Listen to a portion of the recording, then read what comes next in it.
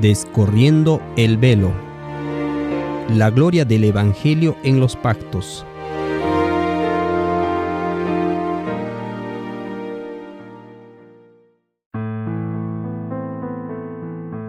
Capítulo 18. Permaneciendo en Cristo.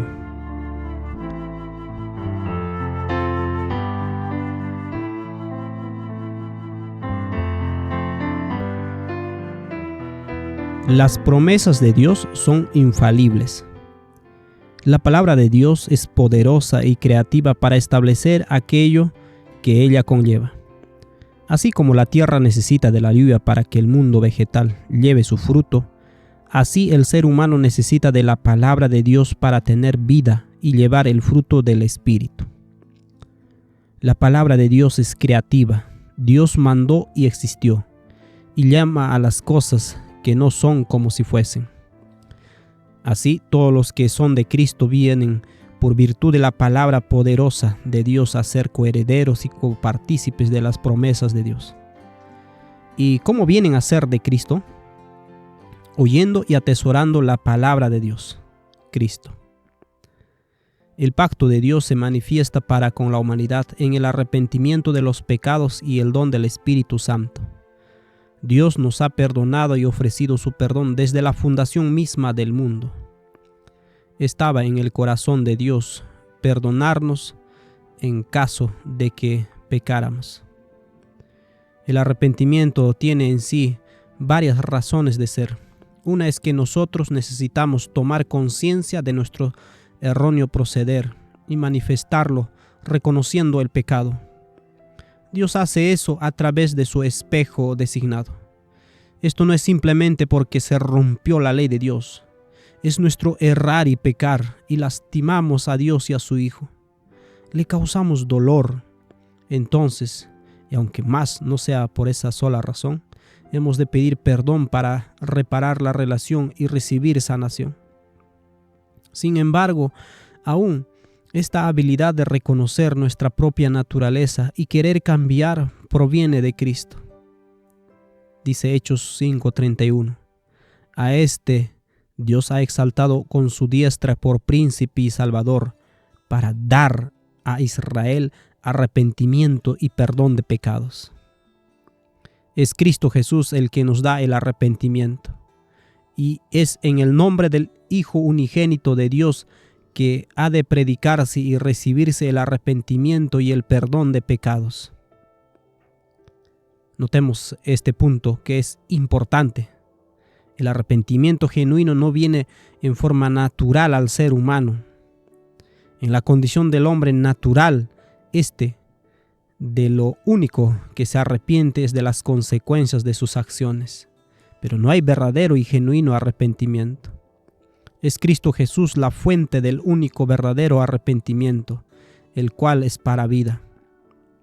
El otro arrepentimiento, el de las consecuencias, es carnal, no es para vida. El arrepentimiento no es solamente una toma de conciencia, no es simplemente un asentir intelectualmente a una verdad, sino que trae consigo también congoja, tristeza y dolor. El arrepentimiento es recibir de Cristo su tristeza y dolor por el pecado, viniendo a ser participantes de su espíritu y padecimientos. Pero esta tristeza que trae la toma de conciencia del pecado en nuestra vida no es para muerte, sino para vida. Segunda de Corintios 7:10. Porque la tristeza que es según Dios produce arrepentimiento para salvación, de que no hay que arrepentirse, pero la tristeza del mundo produce muerte. Nos acordamos de Pedro y Judas, dos personas que negaron a su Señor. A ambos miró Jesucristo. Pedro lloró amargamente. Judas, habiéndose arrepentido, su arrepentimiento lo llevó a la autocondenación y muerte. ¿Y cómo es que Cristo nos da el arrepentimiento? Romanos 2:4. ¿O menospreciáis las riquezas de su benignidad, paciencia y longanimidad, ignorando que su benignidad te guía al arrepentimiento? La abundancia de la benignidad de Dios, su paciencia y longanimidad, lo que nos guía al arrepentimiento. La generosidad de Dios sobrepasa toda comprensión humana Son esos atributos de Dios y que Cristo revela los que nos mueven al arrepentimiento. Dios exaltó a Jesús por medio de su vida y resurrección para que le miremos en busca de gracia. Hechos 3:26. A vosotros primeramente, Dios, habiendo levantado a su Hijo, lo envió para que os bendijese, a fin de que cada uno se convierta de su maldad. Juan 16:8. Y cuando Él venga, convencerá al mundo de pecado, de justicia y de juicio. Finalmente tomamos conciencia que todo viene y nos es dado por medio de Cristo y su Espíritu. Esta centralidad nos revela otro punto. El Hijo de Dios realmente es el todo del ser humano. Él nos da absolutamente todo. No hay nada fuera de Cristo. En ese sentido, escuchamos a Cristo decirle a Moisés: mi presencia irá contigo y te daré descanso. Éxodo 33:14. Fue con esta promesa que dio su espíritu luego del terrible pecado del becerro de oro. Y efectivamente Dios le dio reposo a Moisés, como lo quería hacer con todo Israel. Y nos adelantamos muchos años hacia adelante y escuchamos nuevamente a Cristo decir: venid a mí todos los que estáis trabajados y cargados, y yo os haré descansar. Mateo 11:28. El descanso tan solo se puede encontrar en Cristo, recibiendo el Espíritu de Cristo. Y ese descanso, ¿en qué consiste? En que el yo está muerto y que Cristo vive en mí. No hacer mi voluntad, sino la voluntad de Dios por medio de su Hijo, quien siempre hace la voluntad de su Padre. Ya no tenemos que afanarnos por obrar la justicia de Dios, sino que podemos descansar en el saber que Cristo ha de hacerlo por nosotros y en nosotros. Ya no necesitamos construirnos una identidad ni forjarnos un valor, dado que somos hechos hijos de Dios aceptos en el amado. Es Cristo el cual es Dios con nosotros, el que está todos los días hasta el fin del mundo. Mientras esté a la puerta llamando, no habrá descanso. Tan solo cuando el yo esté crucificado y Cristo sea Rey en nuestros corazones. Para eso Él nació. Recién allí habrá paz en el alma. El descanso que Cristo le ofreció al pueblo de Israel en el desierto es el mismo descanso que vino a ofrecer a los discípulos y a todos los que quisieran escucharlo. Y es el mismo descanso que hoy nos ofrece, porque leemos en Hebreos 4, versículos 6 al 10 lo siguiente. Por lo tanto, puesto que falta que algunos entren en él, y aquellos a quienes primero se les anunció la buena nueva no entraron por causa de desobediencia, otra vez determina un día, hoy, diciendo después de tanto tiempo por medio de David, como se dijo: si oyereis hoy su voz, no endurezcáis vuestros corazones. Porque si Josué les hubiera dado el reposo, no hablaría después de otro día. Por tanto, queda un reposo para el pueblo de Dios, porque el que ha entrado en su reposo también ha reposado de sus obras, como Dios de las suyas. Procuraremos, pues, entrar en aquel reposo, para que ninguno caiga en semejante ejemplo de desobediencia. Porque la palabra de Dios es viva y eficaz, y más cortante que toda espada de dos filos, y penetra hasta partir el alma y el espíritu, las coyunturas y los tuétanos, y discierne los pensamientos y las intenciones del corazón, y no hay cosa creada que no sea manifiesta en su presencia. Antes bien, todas las cosas están desnudas y abiertas a los ojos de aquel a quien tenemos que dar cuenta. La palabra de Dios discierne los pensamientos y las intenciones. El discernir es su característica personal, y no hay cosa creada que no sea manifiesta en su presencia. La presencia de la palabra de Dios. Todas las cosas están desnudas, visibles a los ojos de aquel a quien tenemos que dar cuenta. La invitación hoy es a contemplarlo y tener fe en él, sin temor que conozca todo sobre nosotros, sino confortados sabiendo que alguien tan bueno y puro está dispuesto a restablecernos si estamos dispuestos a escucharle. Así, el descanso que Dios nos ofrece es el descanso del amado Hijo de Dios. Y cuando le aceptamos, recibimos el Espíritu que cree que Dios nos ama como un Padre. Entonces, escuchamos al Espíritu de Cristo clamar en nuestros corazones: Abba, Padre. El recibir el Espíritu Santo son las arras. Es la primera cuota de la herencia. Es el anticipo y la garantía de la recepción del resto de la herencia. Esto leemos en Efesios 1, versículo 11 al 14. En él asimismo tuvimos herencia, habiendo sido predestinados conforme al propósito del que hace todas las cosas según el designio de su voluntad, a fin de que seamos para alabanza de su gloria, nosotros los que primeramente esperábamos en Cristo. En él también vosotros, habiendo oído la palabra de verdad, el evangelio de vuestra salvación, y habiendo creído en él, fuisteis sellados con el Espíritu Santo de la promesa, que es las arras de nuestra herencia hasta la redención de la posesión adquirida para alabanza de su gloria. Es en Cristo donde está toda la herencia. Hebreos 1:2. Esta herencia nos ha sido predestinada desde antes de la fundación del mundo. Romanos 8:32. Y recibimos el Espíritu Santo de la promesa como las arras, como el primer pago de la herencia hasta la redención de la posesión adquirida. ¿Y qué es lo que hace el Espíritu Santo entonces? Graba la ley de Dios en nuestros corazones, pone en nuestras mentes la ley de Dios, y así nos hace guardadores de su palabra. Así que, ¿cuál es la obra de Dios? Vean lo que dice Jesús. Juan 6:28. Entonces le dijeron: ¿qué debemos hacer para poner en práctica las obras de Dios? Respondió Jesús y les dijo: esta es la obra de Dios, que creáis en el que Él ha enviado.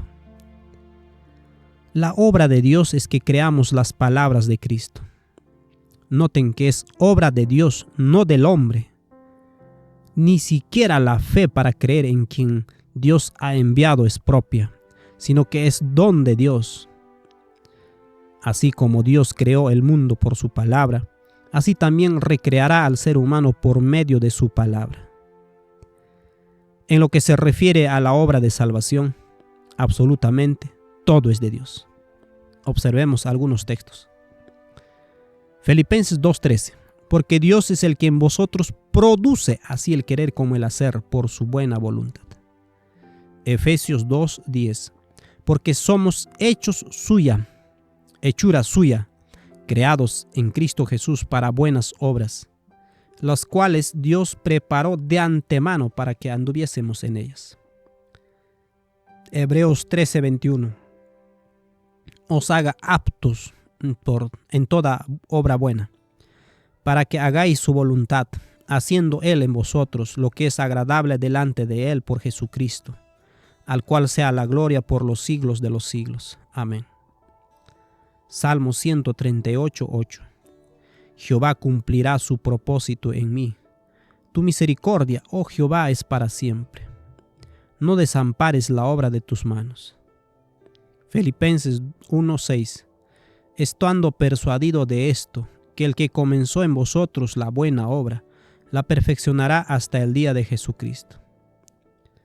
Y finalmente, el pueblo de Dios, entrando a la nueva Jerusalén, proclamará: Jehová, tú nos darás paz, porque también hiciste en nosotros todas nuestras obras. Isaías 26:12. Este hacer todas nuestras obras incluye también el creer. Y también dice en Isaías 29:23. Porque verá a sus hijos, obra de mis manos, en medio de ellos, que santificarán mi nombre y santificarán al Santo de Jacob, y temerán al Dios de Israel. Salmo 85:12. Jehová dará también el bien, y nuestra tierra dará su fruto. La justicia irá delante de él, y sus pasos nos pondrá por camino. No por fuerza, no por espada, no por voluntad de varón o mujer, sino por el Espíritu de Dios. Dios empieza la obra en nosotros y Él es el que la terminará. Él ha preparado buenas obras de antemano, y si oímos su voz, Él pondrá sus pasos para que sean nuestros caminos, y así su justicia delante nuestro. Siendo esto así, vemos que la salvación es relativamente fácil y sencilla. Se nos dice, oíd y viviréis. Le dejamos obrar salvación. Mateo 11:28 una vez más. Venid a mí todos los que estáis trabajados y cargados, yo os haré descansar. Llevad mi yugo sobre vosotros y aprended de mí, que soy manso y humilde de corazón, y hallaréis descanso para vuestras almas, porque mi yugo es fácil y ligera mi carga. Cristo nos dice que llevemos su carga o yugo, o nos insta a que aprendamos de Él, que es manso y humilde de corazón. La carga, el yugo de Cristo, es fácil y es ligero. Es sencillo. Consiste en negarse a uno mismo y a estar con Cristo crucificado. Paz y mansedumbre ingresan al alma sin importar cuán difíciles sean las circunstancias, porque tenemos certidumbre en la prometida obra de nuestro Padre. ¿Por qué? Por la certeza en la relación entre Dios y su Hijo. Mateo 11:27. Todas las cosas me fueron entregadas por mi Padre, y nadie conoce al Hijo sino el Padre, ni al Padre conoce a alguno sino el Hijo, y aquel a quien el Hijo lo quiere revelar. Cristo confiaba sin reservas en su Padre, y sabía que todas las cosas le habían sido dadas por Él, sin importar lo que fuera, bueno o malo. Cristo lo había recibido del Padre, es decir, que el Padre lo había supervisado y permitido. Y el Hijo sabía que el Padre era su Padre de verdad y que Él era su Hijo de verdad. Dicha relación no es en figura, sino en realidad. Todo lo que vivía y tenía era la perfecta voluntad de su Padre. Era absolutamente lo mejor para Él. Así, de la misma manera, nosotros respecto de Cristo, sabemos que Cristo nos ha dado todas las cosas. Sabemos que el Padre ama a Cristo y nos ama como ama a Cristo, y le ha dado todas las cosas para poder dárnosla a nosotros.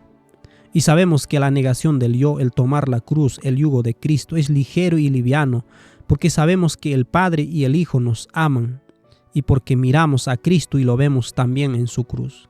Y que todo lo que sucede en nuestra vida es para el bien de aquellos que hemos recibido el amor de Dios en nuestros corazones, que lo que nos sucede en la vida es la perfecta voluntad de nuestro Padre Celestial, lo mejor que nos podría pasar. Ahora, viendo que es tan fácil salvarse, ¿por qué entonces dice Mateo 7:13? Entrad por la puerta estrecha, porque ancha es la puerta y espacioso el camino que lleva a la perdición, y muchos son los que entran por ella. Porque estrecha es la puerta y angosto el camino que lleva a la vida, y pocos son los que la hallan. ¿Por qué, siendo que es tan fácil la obra de la salvación, son pocos los que la hallan? Y quizás podemos empezar a esbozar una respuesta. Quizás lo primero a destacar es que la puerta es Cristo.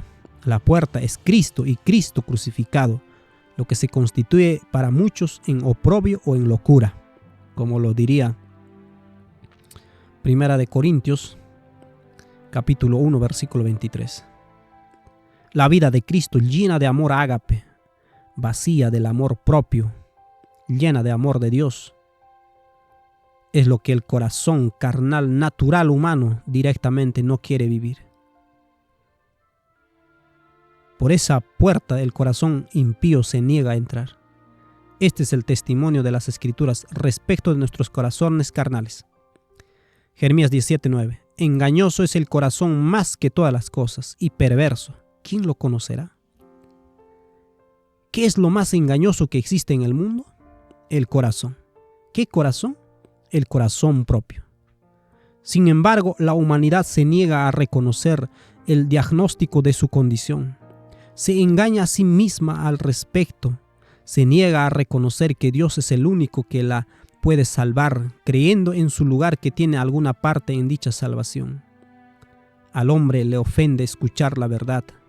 Su ser entero se levanta en resistencia cuando la verdad toca una fibra aún en el plano inconsciente. Por eso una salvación tan fácil para el ser humano se torna tan difícil. Hiere su orgullo y es vista como condescendiente. Este sentimiento es exacerbado por nuestra profunda desconfianza y lejanía de Dios. El hombre se resiste a entregarse totalmente a Dios, mientras trata de ayudarle, y lo único que hace en ese estado es no entrar por la puerta estrecha. Toda esta situación la vivió en su plenitud el pueblo de Israel saliendo de Egipto y nos ha sido dada para nuestra admonición. Dios había hecho absolutamente todo. Los había liberado de la esclavitud de los egipcios. Les había provisto del agua y el pan. Todo lo que habían vivido había sido cuidadosamente diseñado para que aprendieran que en todo dependían de Dios. Sin embargo, en cada prueba habían fallado. Él mismo los había acercado a sí mismo con la finalidad de dárseles a conocer, para que crean que Él haría la obra en ellos. Sin embargo, el pueblo endurece su corazón, pide que no se le hable más, sino por medio de un intermediario, y el pueblo recibe entonces la lista de cosas que se propone hacer. La entrega de los 10 mandamientos se hizo de manera tal que quedara evidente que estaba fuera de la posibilidad humana su cumplimiento. Sin embargo, el guardar los mandamientos es esencial para la salvación de la humanidad. Siendo esto así, Dios se propuso Él mismo guardar los mandamientos en nosotros. De esa manera hacía fácil la salvación a todo ser humano y derribaba toda excusa. Y estas son las palabras de Dios que encontramos en Salmo 81:8. Oye, pueblo mío, y te amonestaré. Israel, si me oyeres, no habrá en ti Dios ajeno, ni te inclinarás a Dios extraño. Isaías 55:3. Inclinad vuestro oído y venid a mí, oíd y vivirá vuestra alma, y haré con vosotros pacto eterno, las misericordias firmes a David. Su palabra, cuando es escuchada y atesorada, transforma el corazón. Su palabra y su espíritu transforman el alma de la ley del pecado para muerte a la ley del espíritu de Cristo para vida. Juan 15:3 dice: ya vosotros estáis limpios por la palabra que os he hablado. Juan 8:31. Dijo entonces Jesús a los judíos que habían creído en él: si vosotros permaneceréis en mi palabra, seréis verdaderamente mis discípulos, y conoceréis la verdad, y la verdad os hará libres. Efesios 5:25. Maridos, amad a vuestras mujeres, así como Cristo amó a la iglesia y se entregó a sí mismo por ella, para santificarla, habiéndola purificado en el lavamiento del agua por la palabra, a fin de presentársela a sí mismo, una iglesia gloriosa, que no tuviese mancha ni arruga ni cosa semejante, sino que fuese santa y sin mancha. La palabra de Dios da vida. Y así como Dios intentó por su palabra dar a Israel la tierra prometida, de la misma forma y manera, Él quiere hacerlo hoy. En ese sentido, volvemos a lo que nunca deja de ser urgente y vigente. Apocalipsis 3:20. He aquí yo estoy a la puerta y llamo. Si alguno oye mi voz y abre la puerta, entraré a él y cenaré con él y él conmigo. Hebreos 12:2.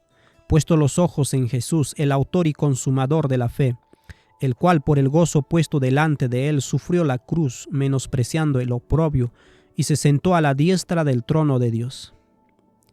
Segunda de Corintios 4, versículos 5 en adelante. Porque no nos predicamos a nosotros mismos, sino a Jesucristo como Señor, y a nosotros como vuestros siervos por amor de Jesús. Porque Dios, que mandó de las tinieblas resplandeciese la luz, es el que resplandeció en nuestros corazones para iluminación del conocimiento de la gloria de Dios en la faz de Jesucristo. Pero tenemos este tesoro en vaso de barro, para que la excelencia del poder sea de Dios y no de nosotros, que estamos atribulados en todo, mas no angustiados, en apuros mas no desesperados, perseguidos mas no desamparados, derribados pero no destruidos, llevando en el cuerpo siempre por todas partes la muerte de Jesús, para que también la vida de Jesús se manifieste en nuestros cuerpos. Porque nosotros que vivimos siempre estamos entregados a muerte por causa de Jesús, para que también la vida de Jesús se manifieste en nuestra carne mortal. De manera que la muerte actúa en nosotros y en vosotros la vida. ¿Y qué es esto lo que es siempre urgente y vigente? El oír la voz de Jesús y abrir la puerta del corazón. El poner los ojos en Jesús, en todo momento contemplando la majestad de su gloria en estos vasos de barro. Ese es el llamamiento supremo que tenemos. 1 Juan 3:6.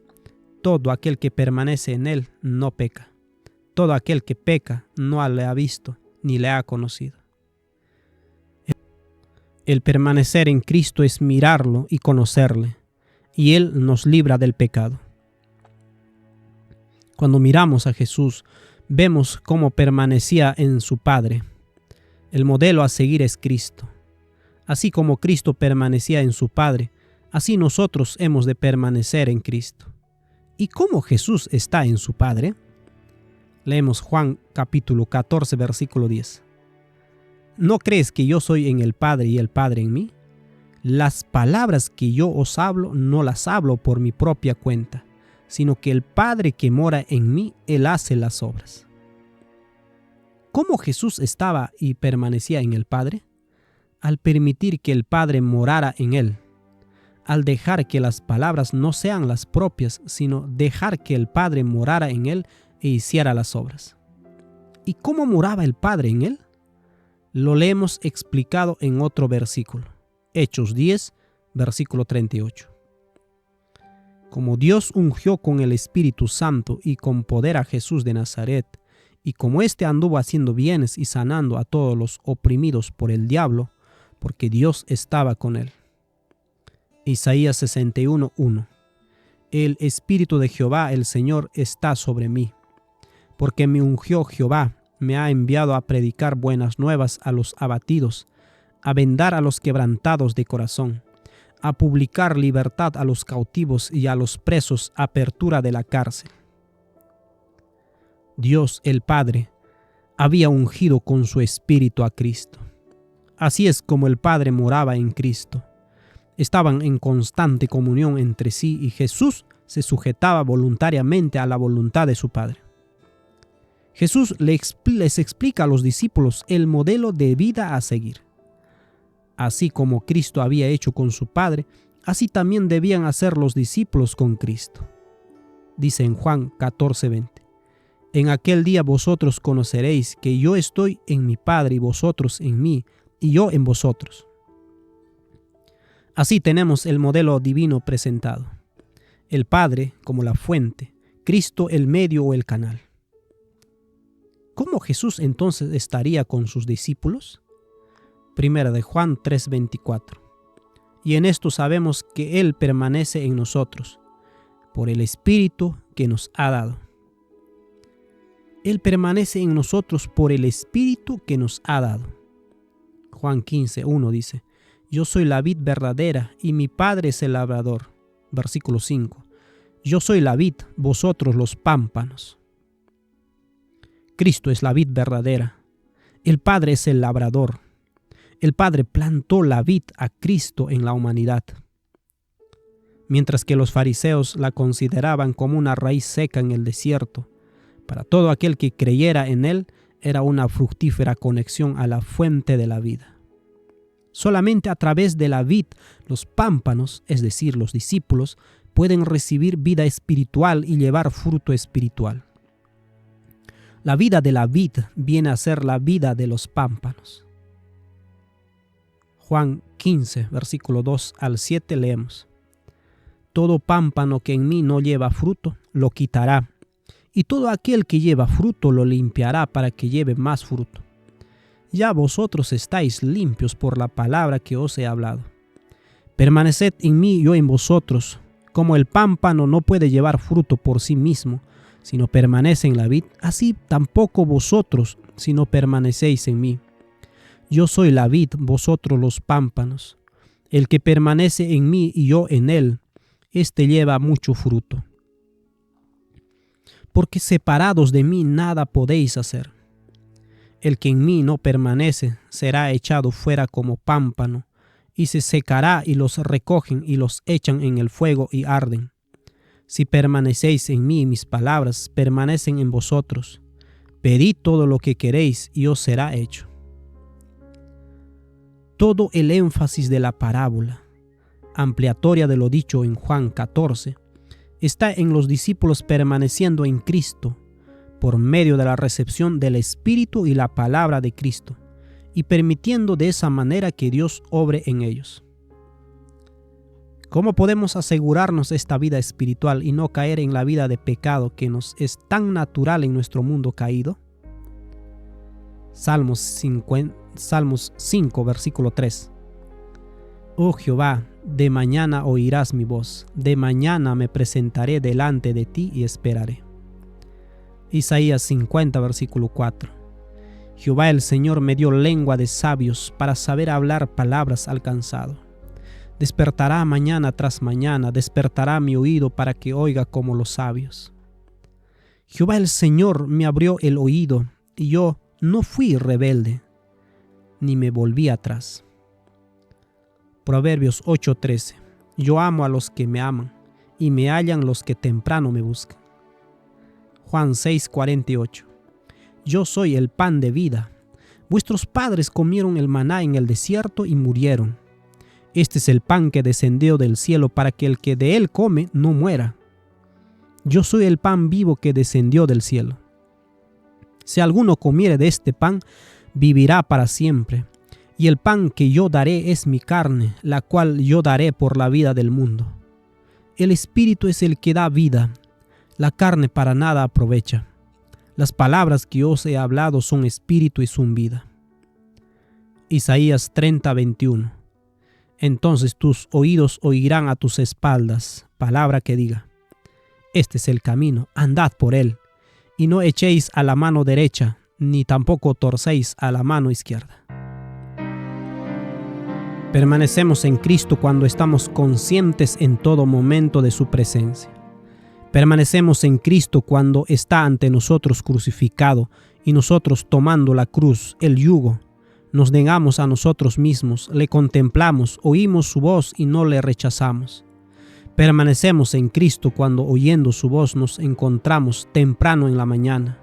Permanecemos en Cristo cuando ante la tentación escuchamos su voz que nos dice el camino de la verdad. Permanecemos en Cristo cuando consultarle se convierte en nuestra respiración y las canciones que le alaban conducen nuestras diligencias. Queremos saber qué está pensando y qué está haciendo. Él es todo para nosotros. Sin Él nada podemos hacer. Es nuestra salvación, el deseado de todas las naciones. Isaías 42, 1 al 7. He aquí mi siervo, yo le sostendré, mi escogido, en quien mi alma tiene contentamiento. He puesto sobre él mi espíritu. Él traerá justicia a las naciones. No gritará ni alzará su voz, ni la hará oír en las calles. No quebrará la caña cascada, ni apagará el pabilo que humeare. Por medio de la verdad traerá justicia. No se cansará ni desmayará hasta que establezca en la tierra justicia, y las costas esperarán su ley. Así dice Jehová, Dios, creador de los cielos y el que los despliega, el que extiende la tierra y sus productos, el que da aliento al pueblo que mora sobre ella y espíritu a los que por ella andan.